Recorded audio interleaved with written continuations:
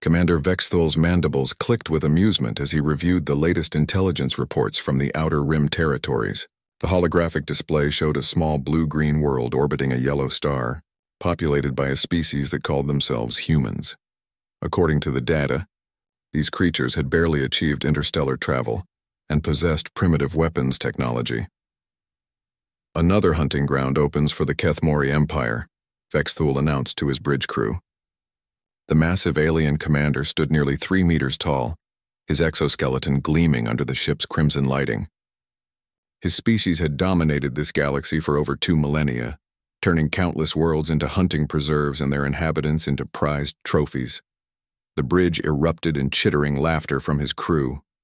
Lieutenant Zargoth, his second-in-command, pulled up detailed scans of human military installations. "Look at these pathetic weapons, Commander. They still use projectile firearms and chemical explosives. Their largest vessels can barely leave their home system." Vexthul studied the images of human soldiers marching in formation, their faces hidden behind primitive helmets and body armor. They appear to be a warrior species at least. That should make the hunt more entertaining than those peaceful plant eaters we collected from the Andorian system. The Kethmori had perfected the art of the hunt over countless generations. They would arrive at a primitive world, establish hunting preserves, and capture the finest specimens of the local warrior class. These trophies would then be displayed in their grand halls, frozen in combat poses for eternity. It was considered the highest honor among their people to own a complete collection from multiple species. "Sir, we're receiving a transmission from the human world," reported Communications Officer Thekran. "They're attempting to hail us in their primitive languages." "Ignore them," Vexthul commanded. "Deploy the scout ships. I want a full assessment of their military capabilities and the location of their finest warriors. We'll begin harvesting operations within the rotation." 3 sleek Kethmori scout vessels detached from the main hunting ship and streaked toward Earth's atmosphere. Each craft was equipped with advanced cloaking technology and scanning equipment designed to study potential prey without detection. The pilots were experienced hunters who had participated in dozens of successful harvesting expeditions across the galaxy. As the scouts entered Earth's atmosphere, their sensors immediately began cataloging human military installations, population centers, and defensive capabilities. The data they collected painted a picture of a species that had achieved basic spaceflight, but remained hopelessly outmatched against Kethmori technology. Scout pilot Chektar transmitted his findings back to the mothership. "Commander, these humans have divided themselves into numerous tribal factions. They actually wage war against their own kind using primitive vehicles and weapons. Their largest explosive devices could barely damage our hull plating." Vexthul reviewed the incoming data with growing excitement. A species that constantly fought among themselves would produce exceptional warriors. The internal conflicts would have created natural selection pressure, ensuring that only the strongest and most cunning survived to reproduce. "Excellent," the commander rumbled. "Mark the locations of their elite military units. I want specimens from their special forces, their military leaders, and any warriors who have distinguished themselves in combat. We'll start with a small harvesting operation to test their response capabilities." The scout ships identified several promising targets across the globe. They observed human special forces conducting training exercises, elite soldiers guarding important installations, and decorated veterans attending ceremonial functions. Each potential trophy was cataloged and ranked according to Kethmori hunting standards. Unknown to the Kethmori scouts, their cloaking technology wasn't as perfect as they believed. Earth's most advanced detection systems had begun picking up strange atmospheric disturbances and electromagnetic anomalies. Human scientists were already working to decode these mysterious readings, though they had no idea what was causing them. In underground bunkers and classified facilities around the world, military analysts studied the data with growing concern. The anomalies followed patterns that suggested intelligent control, moving in ways that defied natural atmospheric phenomena. Something was watching Earth, and it wasn't natural. Dr. Sarah Chen, a physicist working for the United Nations Space Defense Initiative, stared at her computer screen in disbelief. "The electromagnetic signatures are unlike anything in our databases. Whatever's causing these disturbances is using technology we don't understand." Her colleague, Major James Rodriguez, leaned over her shoulder to examine the data. "Could this be evidence of extraterrestrial visitation?" The pattern suggests systematic observation of our military installations.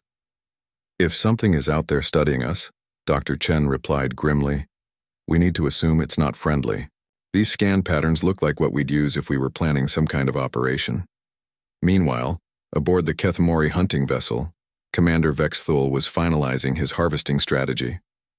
The initial scouting reports had exceeded his expectations. Earth would provide his people with an entire new category of trophies, and the humans' apparent warrior culture promised that these specimens would be among the finest in his collection. Prepare the hunting parties, Vexthul commanded. We'll begin with surgical strikes to capture high-value targets. Once we've secured our initial specimens, we can assess whether these humans are worthy of a larger harvesting operation. The Kethmori had no idea that their primitive prey was already beginning to adapt and prepare for the coming storm.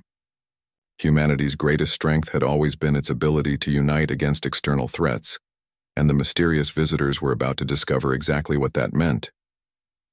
The first Kethmori hunting party materialized in the dense forests of Romania, their personal cloaking devices shimmering as they adapted to the Earth's environment. Commander Vexthul had selected this target carefully, after observing a NATO Special Forces training exercise in the region. The 12 human soldiers conducting night operations would make perfect initial specimens for his collection. Squad leader Rathkol studied his tactical display, which showed the heat signatures of the unsuspecting humans moving through the forest below. Pathetic, he muttered to his hunting pack. They move like blind cubs, making noise that would alert prey from kilometers away. The Kethmori hunters descended silently from their concealed positions in the tree canopy, their advanced armor dampening any sound of movement. Each hunter carried weapons designed specifically for capturing live specimens, rather than killing them. Paralysis beams, neural disruptors, and energy nets would ensure their prey remained intact for display purposes. Below, Sergeant Mike Hassan led his Romanian Special Forces unit through what should have been a routine training exercise. His team was practicing silent movement and communication protocols, unaware that they were being stalked by alien predators. Hassan had 15 years of combat experience, including deployments in Afghanistan and Syria, but nothing had prepared him for this moment. The attack came without warning. Brilliant energy beams lanced down from the darkness, striking 3 soldiers before they could react. The men collapsed instantly, their nervous systems overwhelmed by alien technology. Hassan dove for cover behind a fallen log, shouting orders into his radio. Base, this is Alpha Team. We are under attack by unknown hostiles using advanced weapons. Request immediate backup. The radio crackled with static before going dead. The Kethmori had deployed signal jammers to prevent their prey from calling for assistance. It was a standard hunting protocol they had used on countless worlds across the galaxy. Hunter Zekmran emerged from the shadows, his massive form towering over the fallen humans. These specimens are smaller than expected, he reported to Rathkol. But their equipment suggests they are among this species' elite warriors. Hassan watched in horror as the alien creatures moved among his unconscious teammates, securing them with strange metallic restraints. The beings were obviously intelligent, working with military precision and coordination. Their technology was far beyond anything he had encountered, but they weren't invulnerable. Drawing his sidearm, Hassan aimed carefully and fired 3 rounds at the nearest alien. The bullet struck its armor and ricocheted harmlessly away, but the impact was enough to get the creature's attention. Its head swiveled toward his position with predatory focus. Interesting, Rathkol observed. This one shows fight even when facing superior force.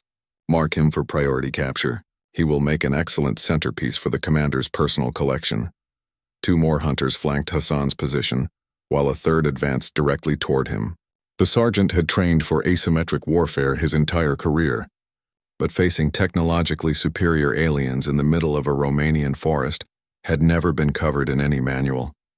Hassan triggered a flashbang grenade and rolled away from his cover as the device exploded.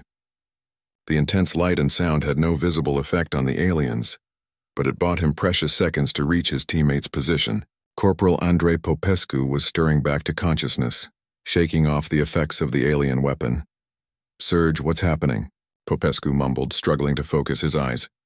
"Aliens," Hassan replied grimly, helping his subordinate to his feet. "Real ones, and they're collecting our people like hunting trophies." The 2 soldiers moved deeper into the forest, using every stealth technique they knew to evade their pursuers.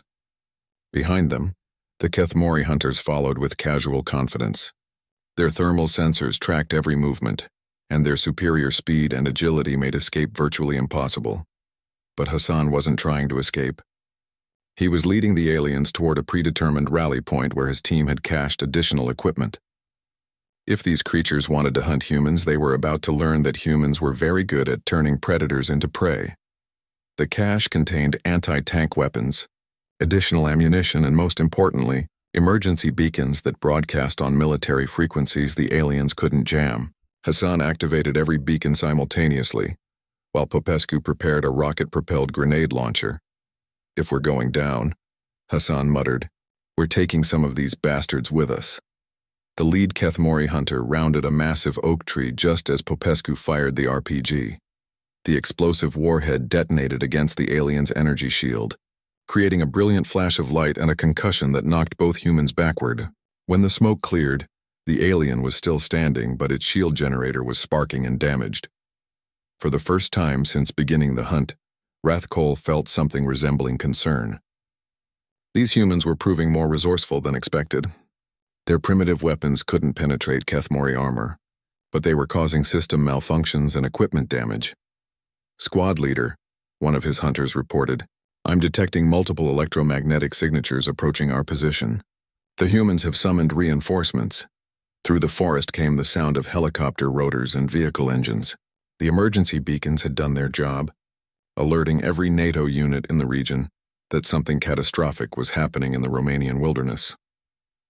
Rathkol made the decision to withdraw with the specimens he had already captured. "Collect the unconscious ones and prepare for extraction. We'll analyze these creatures and plan a more comprehensive hunting strategy."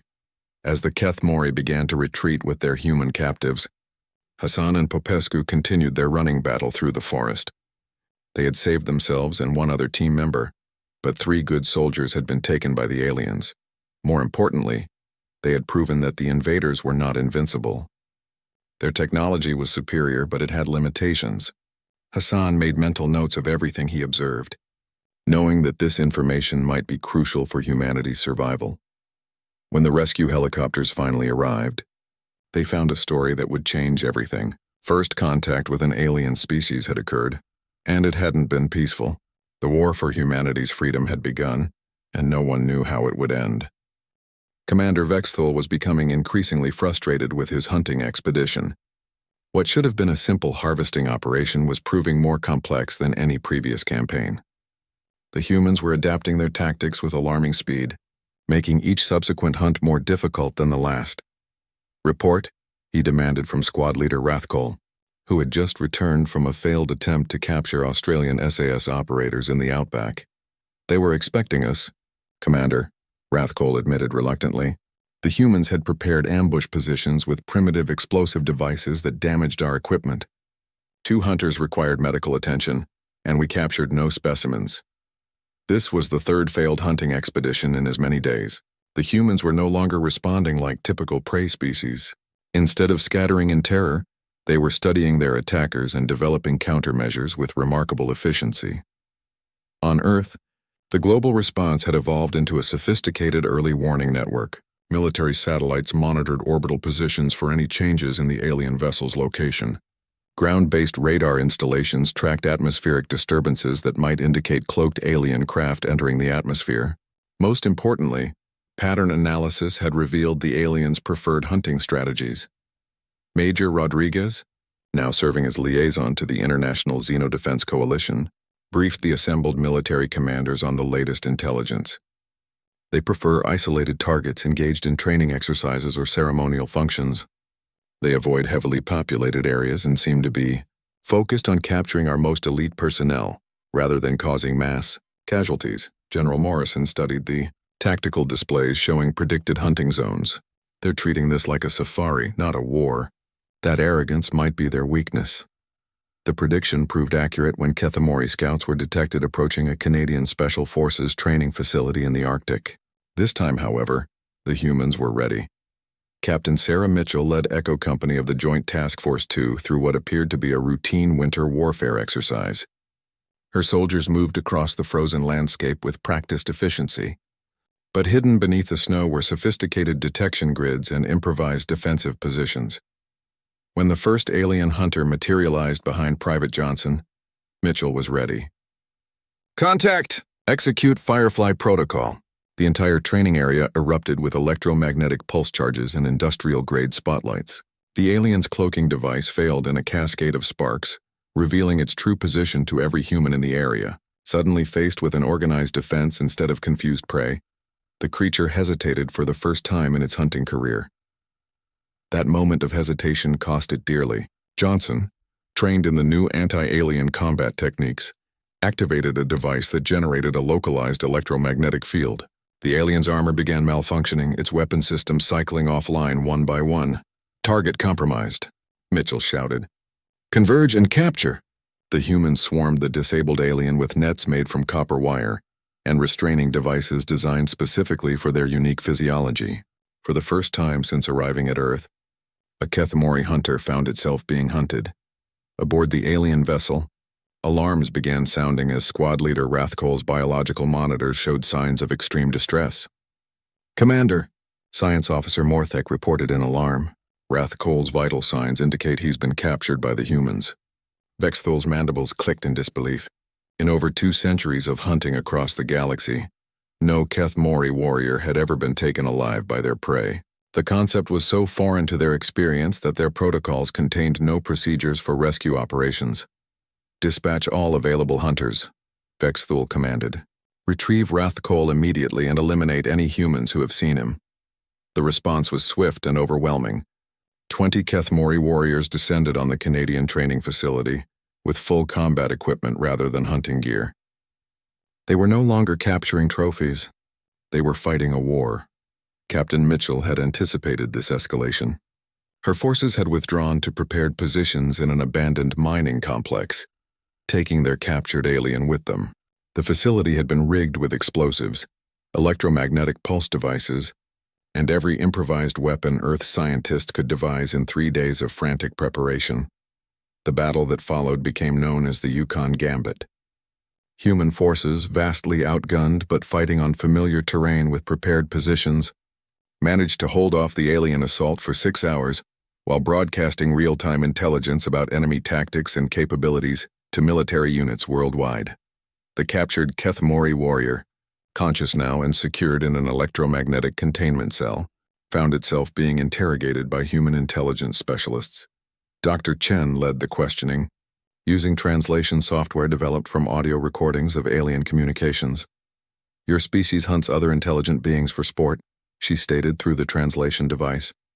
"We need to understand your technology and your intentions toward humanity."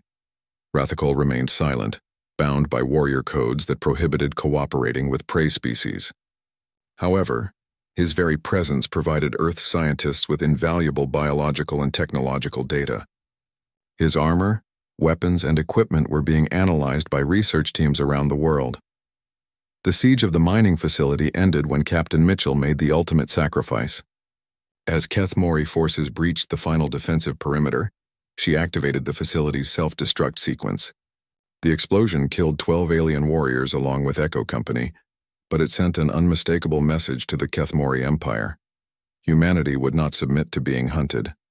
Every captured human would cost the aliens dearly, and their technological superiority would not guarantee victory against determined resistance.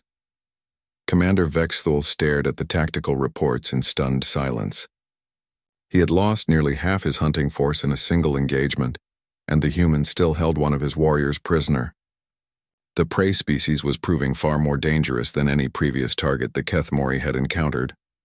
"Sir," Communications Officer Thekrin reported nervously, "we're receiving transmissions from the human homeworld. They appear to be demanding negotiations." The concept of negotiating with prey was as alien to Vexthul as the idea of being captured had been. The Kethmori were predators, not diplomats. But for the first time in his career, the commander was beginning to understand that this hunt might not end the way he had planned. On Earth, the captured alien technology was already being reverse-engineered in laboratories across the globe. Humanity's greatest minds were working around the clock to level the technological playing field. The galaxy's greatest hunters were about to discover that their newest prey had some very sharp teeth. Dr. Chen had barely slept in 72 hours, but the breakthrough made every moment of exhaustion worthwhile. The captured Kethmori technology was finally yielding its secrets, and what she had discovered would change everything about humanity's defensive capabilities. "General Morrison," she announced over the secure video link, "we've cracked their cloaking technology. More importantly, we understand how their hunting ship maintains orbital position without conventional propulsion." The general leaned forward intently. "What did you find, Doctor?" "Their vessel uses a gravitational anchor system tied to Earth's magnetic field. It's elegant technology, but it has a critical weakness. If we can generate a sufficiently powerful electromagnetic pulse at the right frequency, we can destabilize their entire ship." Around the world, military engineers were already implementing Dr. Chen's discoveries. The captured alien weapons were being reverse-engineered and adapted for human use, while the prisoner's armor provided insights into Kethmori physiology and defensive capabilities. Meanwhile, the interrogation of Rathkol had produced unexpected results. The alien warrior's refusal to cooperate had actually revealed more than intended through biological stress responses and involuntary reactions to specific questions. Human psychologists had mapped his species' emotional and psychological patterns with remarkable accuracy. Commander Vexthul was facing a crisis of command. His hunting expedition had become a full military engagement, and his forces were suffering casualties at an unprecedented rate. The latest intelligence report showed that humans were now actively hunting Kethmori scout teams across multiple continents. "Sir," Lieutenant Zargoth reported with obvious nervousness, "our scouts are reporting organized resistance at every potential target site. The humans have established defensive networks around all their elite military units." What the lieutenant didn't mention was even more disturbing. 3 more Kethmori hunting parties had simply vanished without transmitting any distress signals. Their last known positions were being investigated by remaining scout teams. But early reports suggested the humans were conducting offensive operations against alien forces. In the Amazon rainforest, Brazilian special forces had turned the tables completely. Major Carlos Santos led his team in a precision strike against a Kethmori scouting party that had been tracking a training exercise. Using captured alien weapons and reverse-engineered cloaking devices, the humans had become the hunters. "Target acquired," whispered Sergeant Maria Oliveira, sighting through an alien energy rifle they had modified for human use. "The creature is moving through the tree line, approximately 200 meters northeast." The human strike team moved with deadly precision, using tactics developed specifically for fighting Kethmori warriors. They had studied captured footage of alien movements, analyzed their combat patterns, and identified weaknesses in their tactical doctrines. The alien scout never knew what hit it. One moment it was tracking what it believed were primitive human soldiers. The next it was surrounded by cloaked human operators wielding its own people's technology. The capture was swift and efficient, adding another prisoner to humanity's growing collection of alien specimens. Back on the Kethmori vessel, Chief Science Officer Morthek was struggling to explain the impossible reports flooding in from around the planet. "Commander, the humans are somehow using our own technology against us. They've developed countermeasures for our cloaking systems and are actively hunting our personnel." Vexthul studied the tactical displays with growing unease. Red markers indicated confirmed losses of Kethmori forces, while yellow markers showed missing hunting parties that had failed to report in. The planet below was becoming increasingly dangerous for his people, despite their technological advantages. "How are they adapting so quickly?" he demanded. "No prey species has ever developed effective countermeasures this rapidly." The answer came from an unexpected source. Communications Officer Thekrin had been monitoring human transmissions and had made a disturbing discovery about their social structure. "Sir, these humans share information globally through electromagnetic networks. Every tactical lesson learned by one group is immediately transmitted to all others." This revelation struck at the heart of Kethmori hunting philosophy. Their species was highly individualistic, with each hunting pack operating independently and jealously guarding their techniques and discoveries. The concept of freely sharing tactical knowledge was completely foreign to their culture. On Earth, that free flow of information was proving to be humanity's greatest advantage. when a Russian Spetsnaz team discovered that certain frequencies could disrupt alien neural interfaces. That knowledge was immediately shared with American Delta Force, British SAS, and every other military unit on the planet. Colonel David Roth, now commanding the International Xenodefense Rapid Response Unit, was coordinating a global network of anti-alien operations. The key is making them afraid to hunt us, he explained to his multinational staff. Every time they send a team to Earth's surface, we need to ensure some of them don't return. The strategy was working. Kethemori hunting parties were becoming increasingly reluctant to engage human targets, and several had refused direct orders to conduct harvesting operations. The psychological impact of facing determined resistance was eroding alien morale faster than physical casualties. Dr. Chen's latest breakthrough came from analyzing the neural patterns of captured Kethemori warriors. Their brains are structured for predatory behavior patterns that haven't evolved to handle organized prey resistance, she reported to the scientific committee. They're experiencing something analogous to severe anxiety when their hunting expectations are violated. This psychological weakness was immediately exploited by human forces worldwide. Deliberate false targets were established to lure alien hunters into elaborate traps, while captured alien communication devices were used to transmit demoralizing messages directly to Kethemori forces. The turning point came when a joint American-European task force successfully boarded and captured an alien shuttlecraft during a landing operation in Nevada. For the first time, humans possessed a functioning alien spacecraft along with its complete technological database. Within hours, Earth's most brilliant engineers and scientists were reverse engineering faster-than-light communication systems, advanced energy weapons, and gravitational manipulation technology. The technological gap between humans and Kethemori was closing rapidly. Commander Vexthul received the news of the shuttle's capture with something approaching despair. Not only had his hunting expedition failed catastrophically, but he had also handed his prey the keys to Kethemori technological superiority. "Sir," Science Officer Morthek reported quietly, "I'm detecting massive electromagnetic activity across the human planet.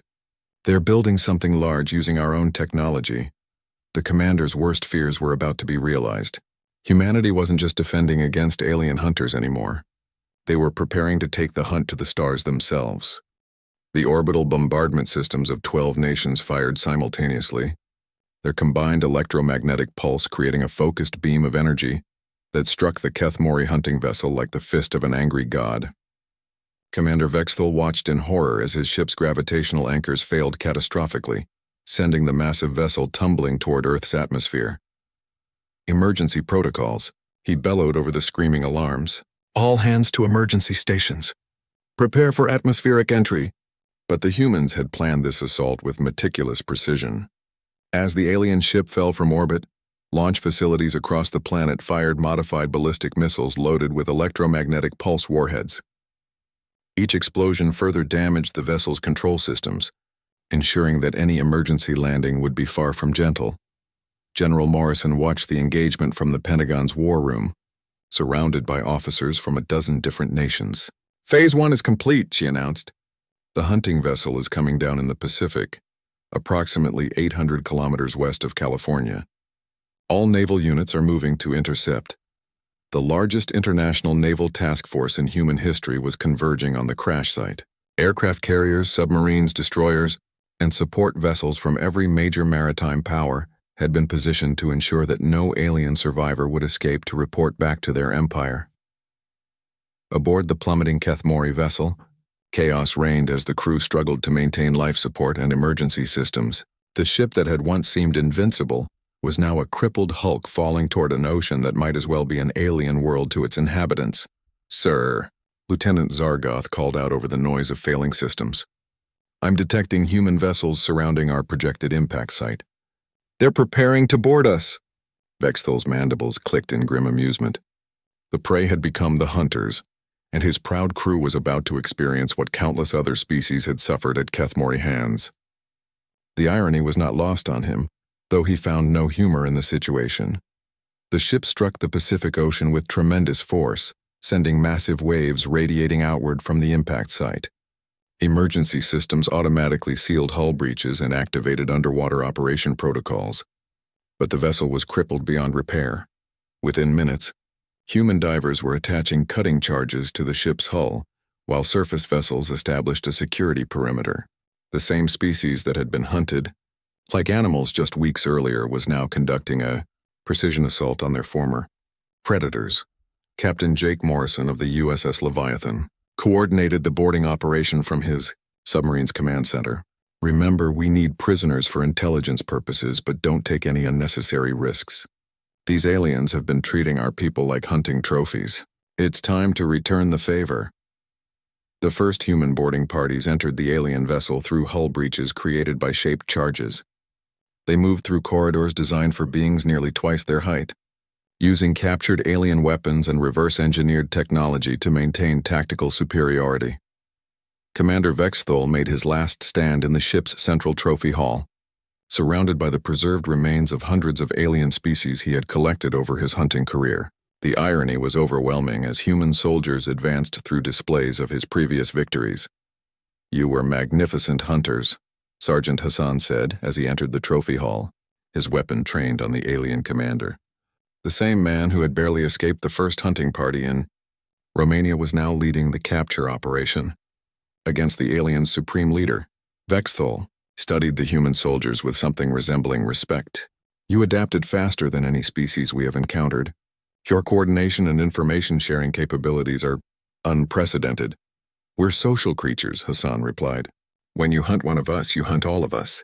When you threaten our species, we put aside every other difference and work together. That's something your people never understood." The capture of Commander Vexthol and his surviving crew provided humanity with access to the complete Kethmori database of hunting targets across the galaxy. The alien empire had been systematically harvesting intelligent species for over 2 millennia, turning entire civilizations into trophy collections. Dr. Chen led the analysis team studying the captured data. "This is incredible," she reported to the assembled world leaders. "They've documented contact with over 300 intelligent species. Most were hunted to extinction or enslaved. We have star charts, technological databases, and cultural information on civilizations spanning half the galaxy." President Williams studied the galactic map displaying the extent of Kethmori territory. "What about other species that might still be resisting? Are there any potential allies out there?" The question was answered by Communications Officer Thekrin, who had agreed to cooperate with human interrogators in exchange for better treatment. The Zarathi Collective still maintains independence in the Outer Rim territories. They have fought the Kethmori Empire for over 500 standard cycles. There are also scattered resistance movements among enslaved species. This revelation changed everything about humanity's strategic situation. Earth was not alone in facing the Kethmori threat, and there were potential allies among the stars who had been fighting the same enemy for centuries. Colonel Roth was already developing plans to establish contact with these resistance movements. "If we can coordinate our efforts with existing rebel factions, we might be able to organize a galactic uprising against the Kethmori Empire." The captured alien technology was being rapidly integrated into human military systems. Earth's first interstellar warships were already under construction in orbital shipyards that had been built using Kethmori gravitational manipulation technology. But the most significant development was taking place in research facilities around the world, where captured alien specimens were being studied and, for the first time, treated as patients rather than prisoners. Human medical teams were working to reverse the stasis effects that had preserved alien trophy collections for centuries. Dr. Sarah Kim, leading the revival project at the Geneva facility, achieved the first successful restoration of an alien preserved in Kethmori stasis. The being was a representative of the Talkari species, captured during a hunting expedition nearly 40 years earlier. "Can you understand me?" Dr. Kim asked through a translation device adapted from captured alien technology. The revived alien's response was transmitted across the galaxy through captured Kethmori communication networks. "Yes, and I am not alone anymore." Word spread rapidly among the scattered remains of hunted species that humans had not only survived Kethmori hunting operations, but had captured and defeated their predators. For the first time in centuries, there was hope for liberation from the galactic hunting preserve that the Kethmori Empire had created. Commander Vexthul, now confined in a specially constructed containment facility, watched human news broadcasts with growing amazement. His failed hunting expedition had triggered something unprecedented in galactic history, a coordinated uprising of prey species against their predators. "Your empire is finished," Hassan told him during one of their regular interviews. "You taught the galaxy to fear you by hunting us one species at a time. But we're bringing everyone together, and there are a lot more prey than predators in this galaxy." The hunter had become the hunted, and the greatest hunting preserve in galactic history was about to become the foundation for the largest liberation movement the universe had ever seen. 5 years after the first alien hunters materialized in a Romanian forest, Admiral Sarah Chen stood on the bridge of humanity's first interstellar dreadnought, the UHNS Liberation, as it emerged from hyperspace at the edge of the Kethmori Empire's core worlds. Behind her stretched a fleet unlike any the galaxy had ever seen, ships built by dozens of species working together for the first time in centuries. The massive holographic display showed the fleet composition that had gathered for this final assault. Earth's advanced warships flew alongside the crystalline vessels of the revived Zarathi Collective, the biomechanical craft of the resurrected Talkari Republic, and converted Kethmori hunting ships operated by liberated species seeking revenge against their former captors. All fleet elements report ready for Operation Final Hunt. Commander Rodriguez reported from his position at the tactical station. The former major had risen through the ranks of the newly formed Galactic Liberation Navy, earning his position through 5 years of continuous warfare against Kethmori, hunting fleets across the galaxy. Admiral Chen studied the tactical display showing Kethmori Prime, the heavily defended homeworld that had served as the center of the hunting empire for over 2 millennia. Orbital defense platforms surrounded the planet like a metallic shell, while massive hunting vessels patrolled the outer system in formations that had never been challenged by organized resistance. "Begin the operation," Chen commanded. "All units execute Liberation Protocol 7. The attack began simultaneously from 12 different vectors. Human stealth ships equipped with perfected cloaking technology, reverse-engineered from captured alien equipment, penetrated the outer defense perimeter and began systematic destruction of early warning systems.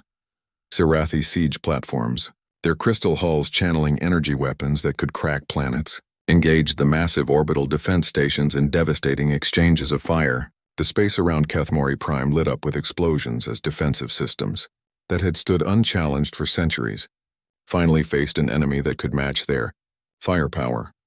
But the most psychologically devastating element of the assault came from the liberated hunting ships, vessels that had once carried Kethmori hunting parties to terrorize helpless worlds, now broadcast liberation messages to enslaved populations across the Empire.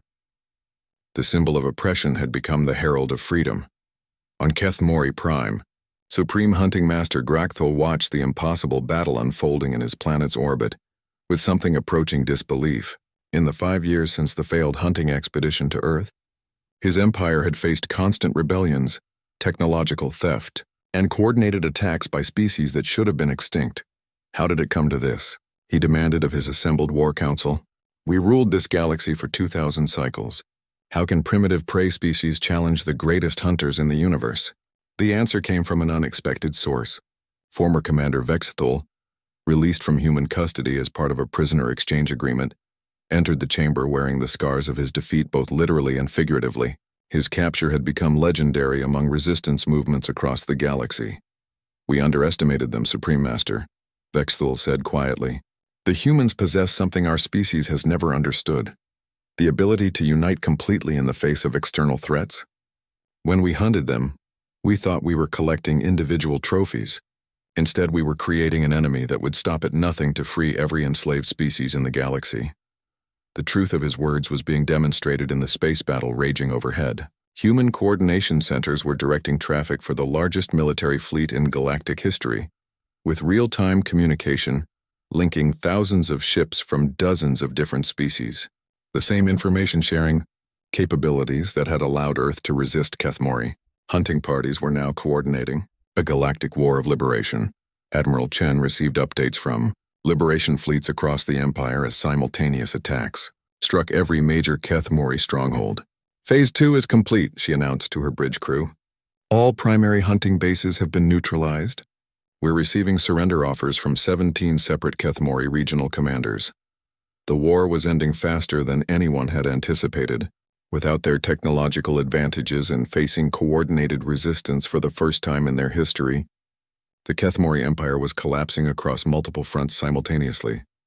Dr. Kim, now serving as Chief Medical Officer for liberated populations, coordinated the largest revival operation in galactic history. Millions of beings preserved in Kethmori stasis chambers were being awakened and returned to their liberated homeworlds.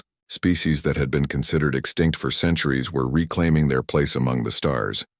Admiral, Communications Officer Torres reported, "We're receiving a transmission from Kethmori Prime. Supreme Hunting Master Grakthul requests terms for surrender." Admiral Chen considered the request carefully. Humanity had learned much about justice and mercy during their rapid rise to galactic leadership. The same species that had been hunted like animals was now in position to determine the fate of their former predators. "Open a channel," she ordered. "Supreme Hunting Master, you stand accused of crimes against sapient life spanning 2 millennia. Your empire has hunted, enslaved, and exterminated hundreds of intelligent species for sport. However, we are not Kethmori. We do not collect trophies. The terms of surrender were unprecedented in galactic history. The Kethmori Empire would be dissolved, its hunting fleets decommissioned, and its leaders put on trial before representatives of every species they had victimized. But there would be no extinction, no trophy collections, and no revenge killings. Former hunting worlds would be converted to rehabilitation centers where Kethmori citizens could learn to interact peacefully with other species. Their advanced technology would be shared freely among all galactic civilizations, ensuring that no single species could ever again dominate through technological superiority alone. The final irony came when Sergeant Hassan, now General Hassan and military governor of the occupied Kethmori territories, stood in the same trophy hall where Commander Vexthul had once displayed his hunting conquests. But instead of preserved alien specimens, the hall now housed a museum dedicated to the victims of the hunting empire and the resistance movements that brought it down. "The greatest hunters in the galaxy," Hassan said to a group of young Kethmori students touring the museum as part of their mandatory education about their species' history. "That's what your ancestors called themselves. But they never understood that the greatest prey always becomes the greatest predator when cornered." Commander Vexthul, serving as a guide for the rehabilitation program, nodded thoughtfully. "Humans taught us that hunting intelligence is fundamentally different from hunting animals. Intelligence adapts, learns, and unites. We spent so long being predators that we forgot how to recognize when we had become the prey." The museum's central display featured the communication arrays that had carried the first liberation messages across the galaxy. Above them, in the script of every liberated species, was the message that had sparked the galactic uprising: "We are not alone anymore." The greatest hunting preserve in galactic history had become the foundation for the largest interstellar democracy ever established. And in the end, the hunters had learned that some prey should never be cornered, because when they fight back, they fight for everyone. The age of the Kethmori Empire was over. The age of galactic civilization had begun, built on the simple human principle that no intelligent being should ever again face extinction alone. The hunters had become the hunted, and the hunted had become the liberators of an entire galaxy.